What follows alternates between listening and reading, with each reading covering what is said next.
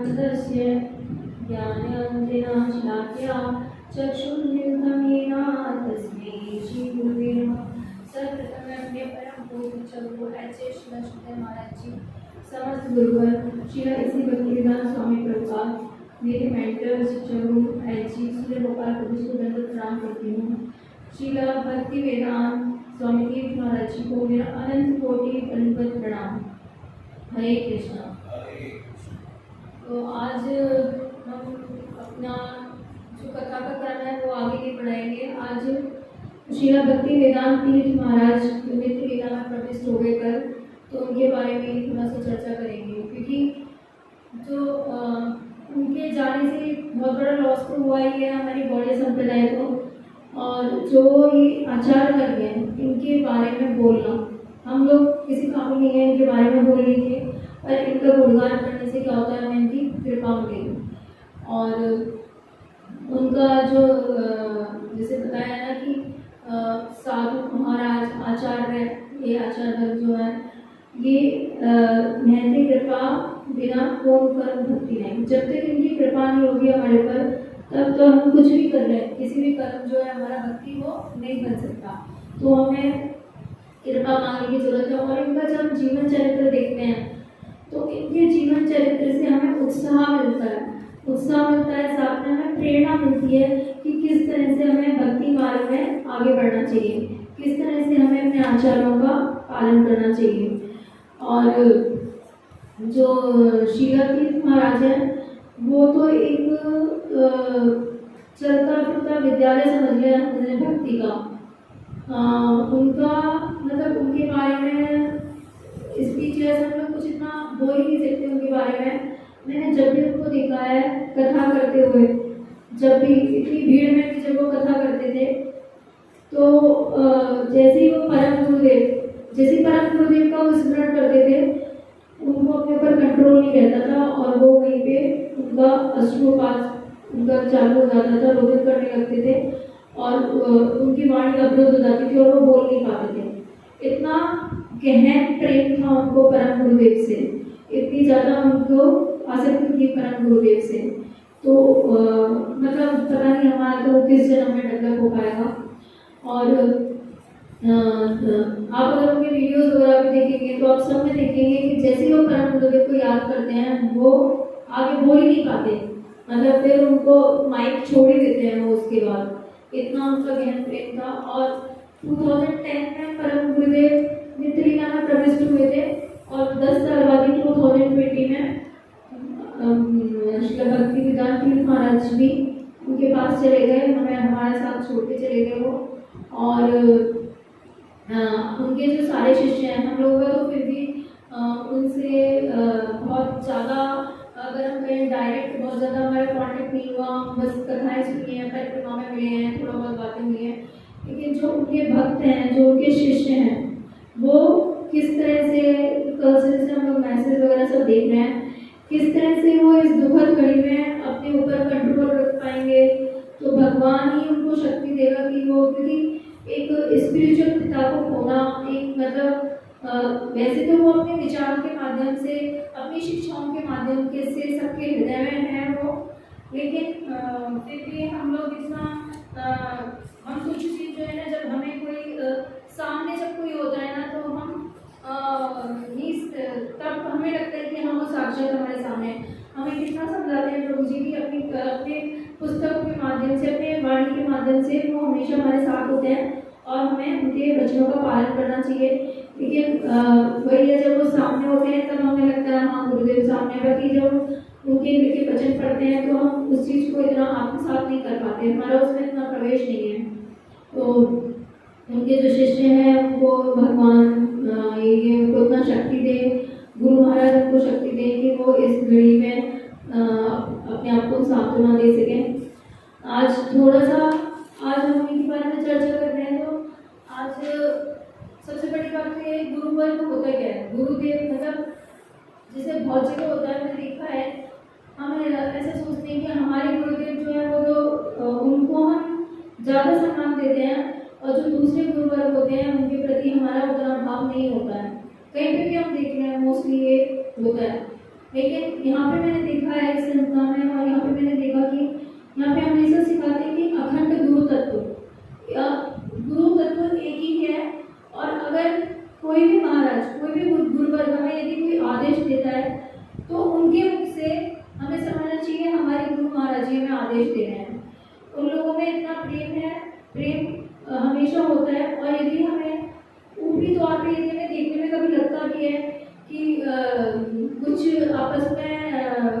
कुछ अनबन वगैरह में, क्योंकि हम छोटी बुद्धि से समझ नहीं पाते, तो वो प्रेम कलह होती है उनके बीच में। जैसे कि नित्यानंद प्रभु और अद्वैत आचार्य, दोनों के बीच में प्रेम कलह होती थी। अद्वैत आचार्य नित्यानंद प्रभु जब उनके यहाँ प्रसाद पा रहे हैं, तो नित्यानंद प्रभु कह रहे हैं कि थोड़ा सा प्रसाद से मेरा क्या होगा, इतना सा दिया है आपने, पहले तो मैं निमंत्रण दिया, फिर हमें दिया भी। तो नित्यानंद प्रभु जब ऐसे बोल रहे हैं, तो अद्वैत आचार्य कह रहे हैं, पता नहीं तुम कैसे सन्यासी हो, तुम कितना खाते हो। तो इस तरह से पर यहाँ पे ऐसा नहीं है झगड़ा हो रहा है, प्रेम कलह है।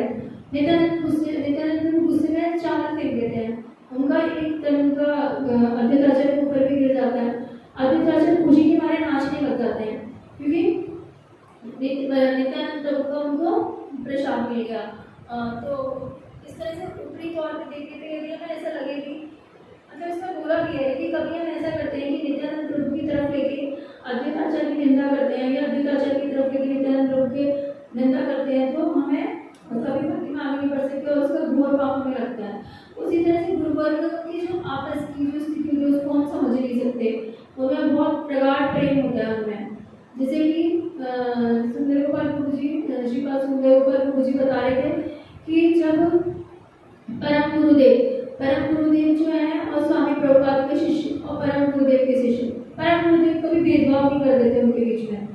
परम गुरुदेव भी कभी किसी को कठोर वाणी से, अगर स्वामी प्रभुपाद के किसी शिष्य को कठोर वाणी से कुछ बोल भी रहे हैं, और कभी मान लो फिर उसके बाद परम गुरुदेव के किसी शिष्य ने मान लो कुछ कठोर वाणी का उपयोग किया उनके विपरीत, तो परम गुरुदेव बोल देते नहीं, आप ये नहीं कर सकते, मैं उनका पिता हूँ, तो मैं आपको डांट भी सकता हूँ, बुला भी सकता हूँ, क्योंकि मैं ही बुला दूंगा उनको, लेकिन आपको ये हक मैंने नहीं दिया है। तो इस तरह का प्रेम होता है उनके बीच में। तो उसी तरह से जो गुरु तत्व है वो अखंड गुरु तत्व है। जितने भी गुरु वर्ग हैं, हमें सेम तरह से हर किसी का क्या करना चाहिए, सम्मान करना चाहिए, और उनका जो वचन है उनको पालन करना चाहिए। हमें यही समझना चाहिए इनके मुख से हमारे गुरुदेव की वाणी ही निश्चित हो रही है, तो उसी तरह से उनको सम्मान देना चाहिए। ऐसा नहीं कि ये मेरे गुरु है या वो। तो ये भाव मैंने देखा यहाँ पे, जब हम परिक्रमा वगैरह में सब लोग इकट्ठे होते हैं, तो हम देखते हैं सारे गुरुवर्ग जो होते हैं वो आपस में इतना अच्छा उनका प्रेम संबंध होता है, सबका आपस में प्रेम से सब एक दूसरे को मतलब छेड़ते रहते हैं, और आपस में इतना प्रेम से सब लोग बात करते रहते हैं। और इतने सारे शिष्य इकट्ठे होते हैं, सब समान भाव रखते हैं गुरुवर्ग के प्रति। तो इस तरह से हमें एक सीख लेना चाहिए कि गुरु तत्व जो है वो अखंड गुरु तत्व है, और इसमें हमें किसी तरह से भी अगर हम थोड़ा भी भेदभाव करेंगे तो हम भक्ति में आगे नहीं बढ़ पाएंगे, बल्कि हमें दोष ही लगेगा। तो शीला महाराज जी, शीला भक्ति विद्यार्थी तीर्थ महाराज जी जो है, आज मैं उनका पुराना आज एक वीडियो आ रहा था, वो उसमें अपना स्वयं के बारे में बता रहे थे कि किस तरह से वो समाज में आए। जब वो छोटे थे, करीब 12 साल के, 1962 में उनका जन्म हुआ था, तो करीब 12 साल के थे। तो घर अच्छा था, मतलब दुकान थी बड़ी, अच्छा पैसा वैसा अच्छा था, सब कुछ ठीक था घर पे। तो वो स्कूल की किताबें तो पढ़ते थे, साथ में रामायण गीता ये भी पढ़ते थे वो। और फिर उन्होंने एक दिन अपने पिता से विमर्श कर रहे हैं वो कि मतलब हमारा क्या ध्येय होना चाहिए, मुझे क्या करना चाहिए, मुझे इस, क्योंकि जब ग्रंथ पढ़ते हैं तो समझ में आता है कि इस जीवन का ध्येय केवल पैसा कमाना नहीं है। उनके पिता ने बड़ी अच्छी बात कही, उन्होंने बोला कि हम संसार में रहते हुए भी भगवान का भजन कर सकते हैं, लेकिन यदि तुम संसार से विरक्त होके और फिर अलग रह के और अगर भजन करना चाहते हो तो तुम्हारे ऊपर है, मैं तुम्हें कभी रोकूंगा नहीं, तुम जो भी रास्ता चुनना चाहते हो तुम चुनो। उस समय शायद वो 7th क्लास में थे, और दुकान का भी वो काम करते थे, दुकान का सामान वगैरह लेके आना, 12 साल की उम्र में वो ये सारा काम करते थे, बाहर से दुकान का सामान लाना, सब कुछ करना। तो उनके पिता ने जब इस तरह से उनको आश्वासन दे दिया, तो वो बोल रहे कि मेरा मन नहीं था घर में, और एक दिन कोई मैं बहुत रोने लगा कि मैं क्या करूँ, मुझे कुछ समझ में नहीं आ रहा, और ऐसे करके वो सो गए। तो वो सपने में महाप्रभु आए, और महाप्रभु ने बोला कि तुम्हें यहाँ से जाना है। तो अब उसके बाद वो 6-7 दिन निकल गए ऐसे ही, वहाँ घर पे रहते हुए, दुकान का सब काम करते हुए, लेकिन उन्होंने मतलब समझ में नहीं आ रहा है, छोटे से बच्चे हैं 12 साल की, क्या करें। उसके बाद वो दोबारा 6-7 दिन बाद दोबारा कोई सपना आया, तब उन्होंने सोचा कि अब मुझे जाना ही है।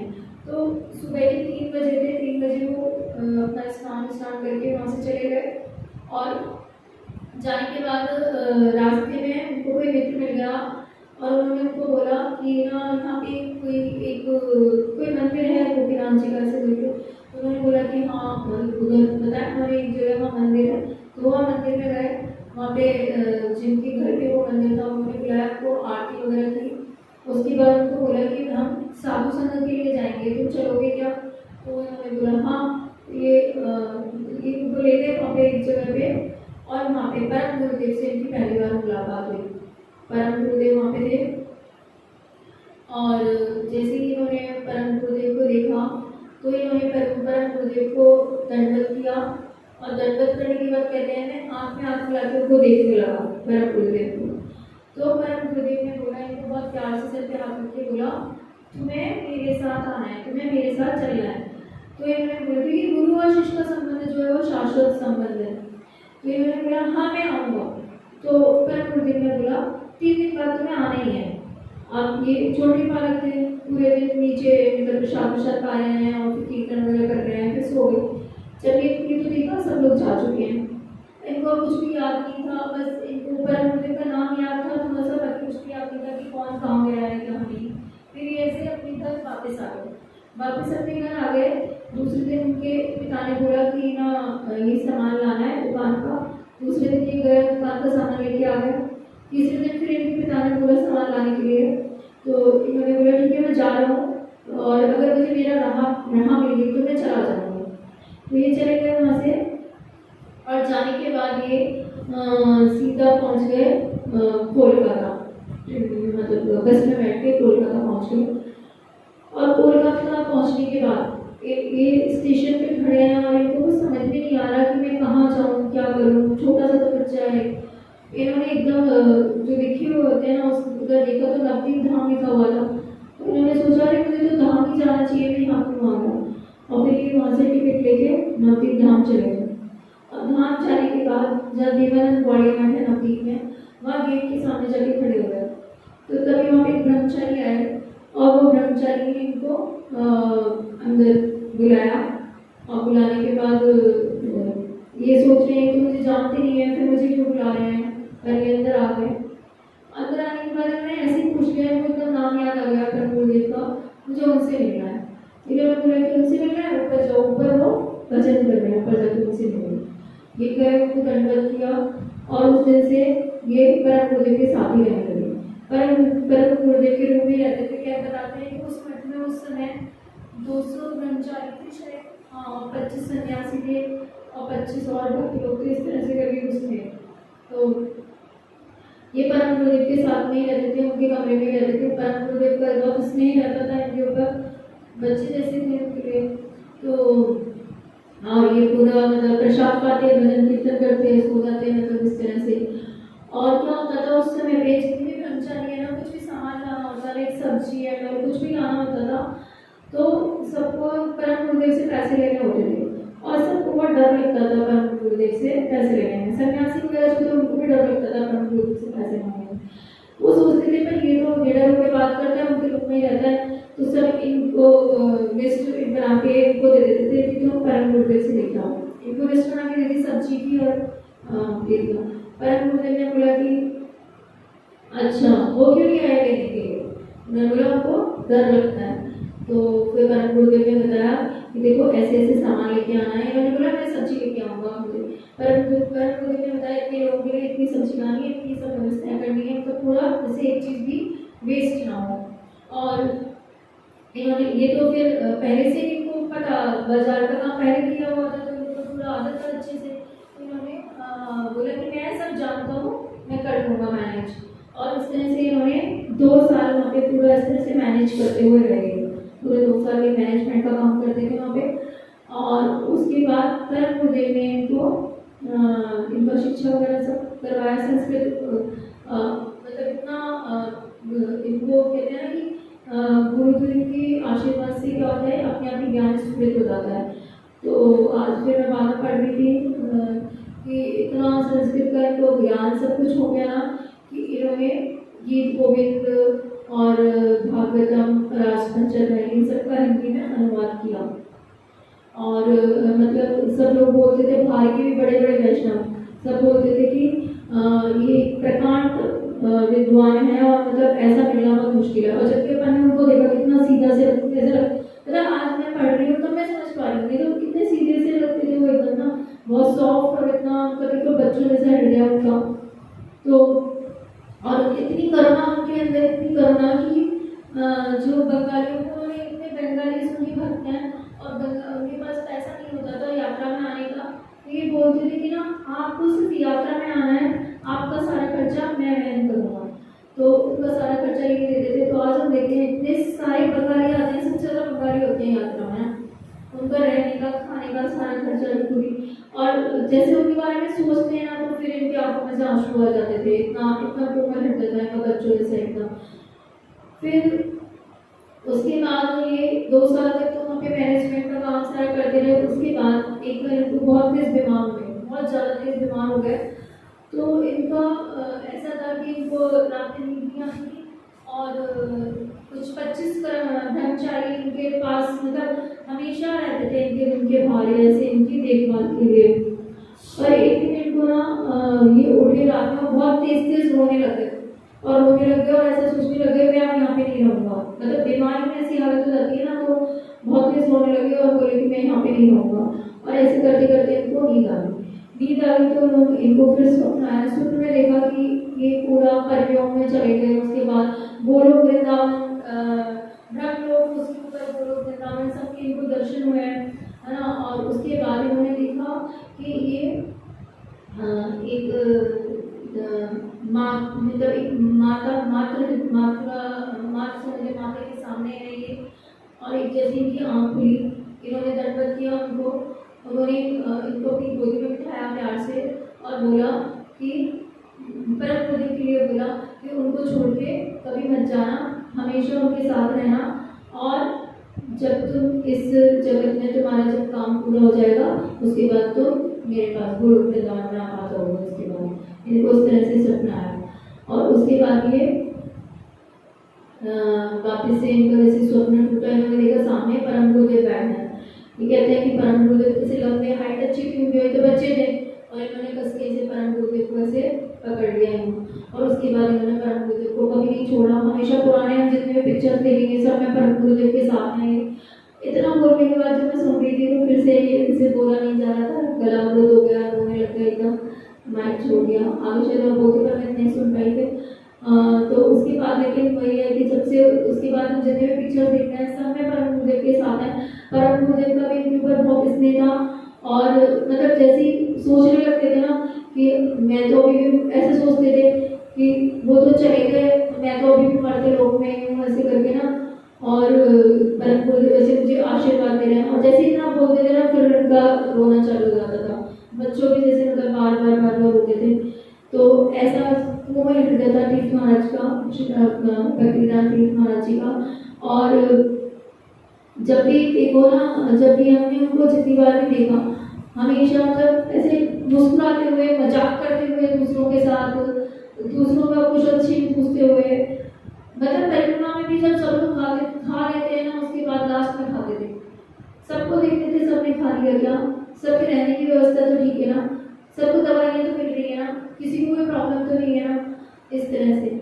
और कल वही है कि अपनी नित्य लीला में वो प्रविष्ट हो गए परम गुरुदेव से भी, क्योंकि उनको ग्रह इतना सताता था ना परम गुरुदेव का, तो परम गुरुदेव भी शायद उनका ग्रह नहीं सहन कर पाए तो उनको अपने पास बुला लिया उन्होंने। और अब तो यही है बस कि उनकी जो वाणी है अभी भी बार बार उनकी याद आती है तो ये लगता है कि अब शायद वो मुस्कुराता, अब तो मुस्कुराता हुआ चेहरा कभी हम देख ही नहीं पाएंगे। अब तो सिर्फ वो वीडियोस में उसमें देख पाएंगे, वो साक्षात कभी देख ही नहीं पाएंगे। बार बार वो याद आता है, बार बार वो स्मरण आता है। तो मेरा तो फिर भी उनसे इतना कांटेक्ट नहीं था, लेकिन जिन जो लोग उनके शिष्य हैं जिनका इतना कांटेक्ट है उनका क्या हाल होगा।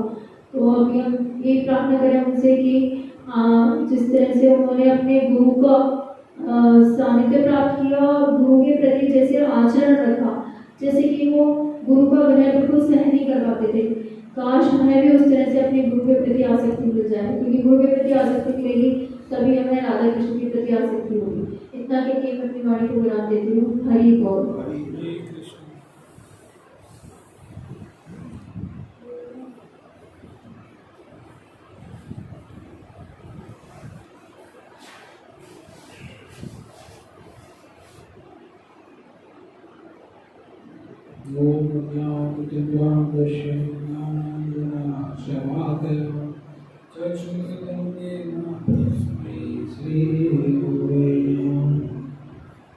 सर्वप्रथम अपने गुरुपाद परम भक्ति विधान स्वामी सदा महाराज जी, जो विष्णुपाद अष्टोत्तर तीर्थ महाराज जी, सभी वैष्णव आचार्य वर्ग हमारे मित्र शिपार्षद गुरुपाल गुरु जी को दंडवत प्रणाम करता हूँ और उनसे हेतु की कृपा की वांछा करता हूँ। हरे कृष्णा।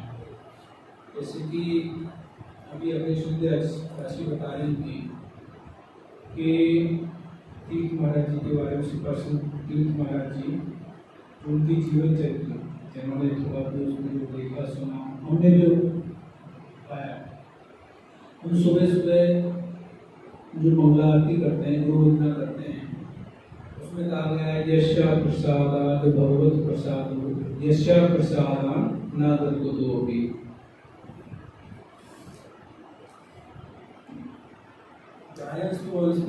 यशस्त्री संध्यम वंदे गुरु श्री चरण। कि बिना गुरु की कृपा के भगवान का आशीर्वाद नहीं मिल सकता। और गुरु और शिष्य का जो संबंध होता है वो एक ऐसा संबंध है कि वो परमानेंट है। मतलब ऐसा नहीं होता कि कहेंगे साहब मुझे ये गुरु ने ये बनाना है, ऐसे नहीं होता है। गुरु को एक वैसे देखें तो कोई ऐसा नहीं है किसी पर्सन का नाम है, नहीं। गुरु वो है जो आपको भगवान से मिला रहा है और उसका संबंध शिष्य का संबंध वो नित्य संबंध है, वो एक बार का संबंध नहीं है। उसी तरीके से हम देखते हैं कि जैसे मानो कोई ये बता रहे थे कि आज के टाइम पे क्या होता है कि ये मेरे गुरु हैं, उन्हीं की मुझे सेवा करनी है। दूसरे को जो गुरु हैं या फिर सन्यासी हैं उनके बारे में दोष देखना करना, ये बहुत बड़े अपराध होते हैं। भगवत गीता में भी भगवान ने ये नहीं कहा है कि वो तो सिर्फ क्या कह रहे हैं कि तत्वविधि प्रणपाते न परिपुष्णेन सेवयम् उपदेशन्ति ते ज्ञानम ज्ञाननश्य तत्वदर्शना। जो तत्व से जानते हैं उनको उनके पास जाना है। और तत्व से जानने वाली जो नाम है वो एक ऐसा नहीं है कि एक नाम है, वो गुरु तत्व है। और गुरु तत्व में जितने भी गुरुवर्ग होते हैं, आचार्य वर्ग होते हैं, वो सभी मतलब एक ही है। जैसे कहते हैं अपने परम उसमें जैसे गुरु तत्व कौन है, बलराम जी हैं जैसे। तो उसी तरीके से कि जब तक गुरु की कृपा नहीं है, और गुरु में पहले भी हमने देखा है कि ऐसा नहीं है कि भाई जो गुरु है वो यदि यहाँ से इस तरह की जो है उसको सिमरन करके और अपनी निद्रीला में चले जाते हैं तो सब फिर कुछ नहीं, आशीर्वाद नहीं होता है, तो ऐसा नहीं है।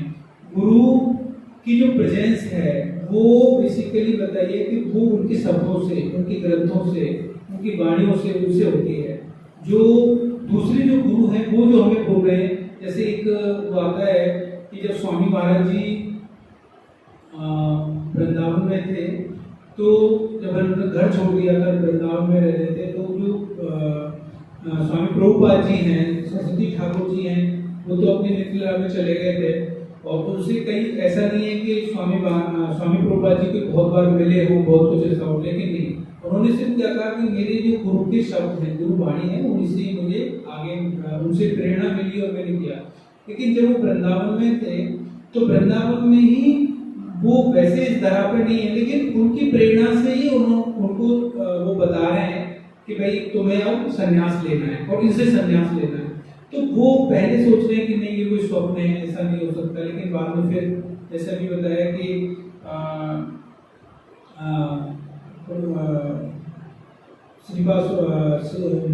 तीर्थ महाराज जी के बारे में कि जो परम गुरुदेव है वो बार बार उनको आकर के बता रहे हैं कि नहीं ऐसा नहीं, तुम्हें मेरे पास ही आना है, ये करना है। तो उसी तरीके से जो गुरु वर्ग है वो एक ऐसा है कि उसका संबंध और जीव का संबंध वो नित्य है, लेकिन उस संबंध को, वो संबंध नित्य है, लेकिन उस संबंध को जागृत करना और करना वो एक गुरु तत्व। मतलब कोई भी जो कहते ना भाई, अभी अपन जैसे भजन कर रहे थे कि एक बार करना करो वैष्णव गोसाई, तो जो वैष्णव गोसाई मतलब वो किसी एक पर्सन का वो नाम नहीं है कि भाई ये कृपा करेंगे, नहीं, वो कह रहे हैं कि जो संत है, जो गुरु तत्व है, वो एक ऐसा है कि जब उनके दर्शन करते हैं, जब उनको संग करते हैं, उनके श्रीमुख से कथा सुनते हैं, तो फिर जो संबंध है वो जागृत होता है। जैसे एग्जाम्पल देते हैं, बहुत जगह बताया गया है कि जो लकड़ी है, अग्नि उसमें ऑलरेडी है, ऐसा नहीं है कि उसमें अग्नि नहीं है, अग्नि और लकड़ी में अंदर होती है,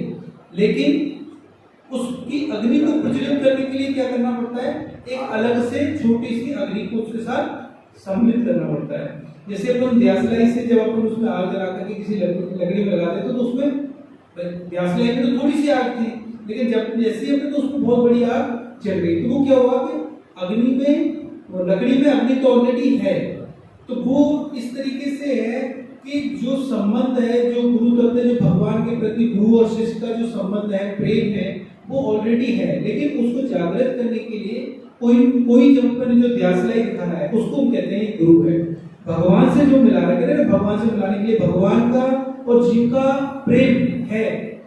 वो प्रेम ऐसा नहीं है कि सब हम भजन कर रहे हैं तो वो प्रेम जागृत होगा, नहीं, प्रेम तो ऑलरेडी हुआ है, लेकिन हम भी क्या हो रहा है, वो हमारी जो बुद्धि उससे ढका हुआ है। हमें जन्मों जन्मों से, करोड़ों जन्मों से क्या है, हम भोग विलास में हैं, और भोग और उससे वो चीज इतनी अपने अंदर कलुषितता वो आ गई है कि हम वो याद ही नहीं है।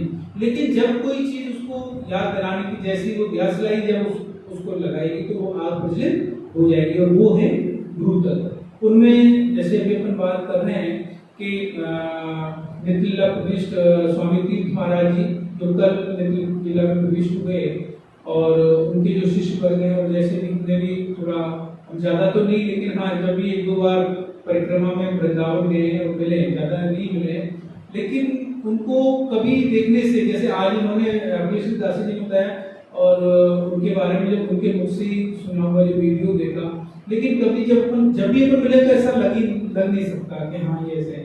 लेकिन जो आचार्य वर्ग होते हैं, जो वैष्णव होते हैं, वो ऐसा नहीं होता कि सकल से के साथ उसकी, आज के टाइम होता क्या है, आज के टाइम होता है कि सब ये गुरु बहुत है भाई है, इसके साथ में बहुत सारे शिष्य चल रहे हैं, इसका बहुत बड़ा दिखावा है, ऐश्वर्य दिखा रहा है, तो उसको गुरु बनाना है।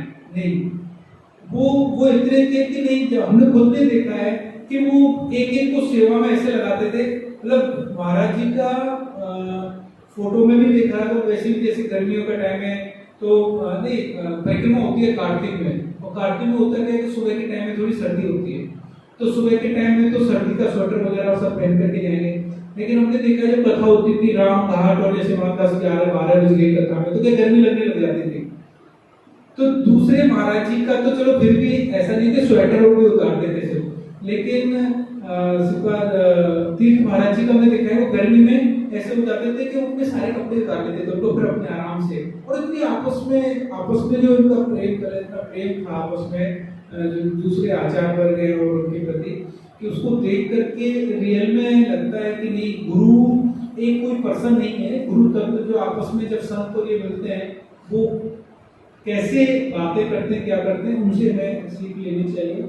और हम यही है कि जो महाराज जी है, महाराज जी के जो शब्द हैं, उनकी जो कथाएं हैं, उनके माध्यम से हम भी प्रयास करें, कुछ उनका आशीर्वाद लें, और देखें कि हाँ भगवान के उसमें हम कितना कर सकते हैं। इतना ही कहकर के मैं अपनी वाणी को बना देता हूँ। ओम अज्ञानतिमिरान्धस्य ज्ञानाञ्जनशलाकया चक्षुर्मिलितं येन तस्मै श्री गुरुवे नमः।